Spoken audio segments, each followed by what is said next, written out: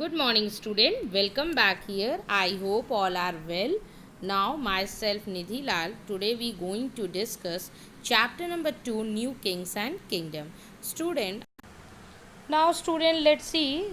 Today your topic for agriculture and irrigation, and this is the last topic. First you see that ki agriculture and irrigation. Student, are you know that ki many achievements of Cholas were made possible through new development in agriculture. I'm already show the map of a student ki you know that ki river of Kaveri branches of into several small channels before empty into the Bay of Bengal. और फिर वहाँ कहाँ पे आती थी, bay of Bengal. And these channels overflow are frequently deposit, और धीरे धीरे वो deposit the fertile soil on the other banks, and water from the channel also provide the necessary moisture for agriculture, particularly the cultivation of rice. Main वो rice वहाँ पे cultivation होता था. It is the so important कि questions कि cultivation is the mainly rice.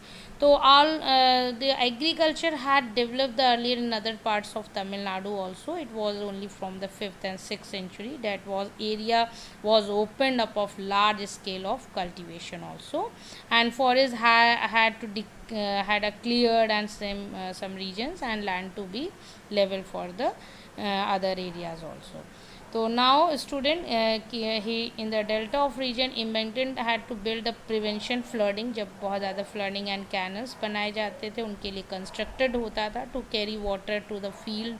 पानी field में ना आए, तो in many areas to crops are grown in a year.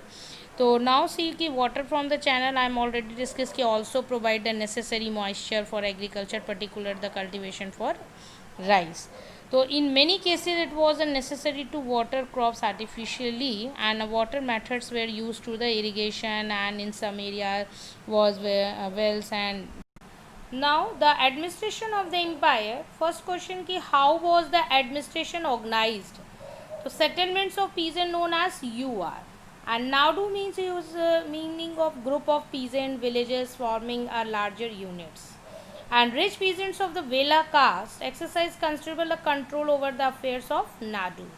And the Chola king gave a rich landowners titles like Muvendavilan, and a villain means Mudvillain means a villain or peasant serving a three kings. Aryan means a student chief. And now fifth fifth is the Brahmadya, means Brahmans often receive lands, grants or Brahmadya. It means student कि as a result a large number of Brahmana a settlement emerged in the Kaveri Valley as in other parts of South India. Okay, and each Brahmadeva was looked after by an assembly or sabha and prominent Brahmans landholders, and these assembly were very efficiently and their decision were recorded in detail in inscription also, often on the stone wall of temples. वहाँ पे stones पे लिखाया जाता था.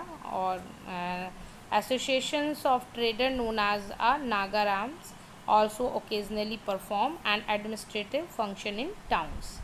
Now see nagarams association of traders. And seventh I am already discussed ki inscription from the Uttaramurar in a Chingalpad district, Tamil Nadu, and provided the details of the way in which of the Sabha was organized, and the Sabha had separate the committees to look after irrigation work, gardens and temples, etc. Let's see map. Firstly, rich peasants I am already discussed Vela caste and exercise considerable control over the affairs of the Nadu under the supervisor of the central. Thank you student.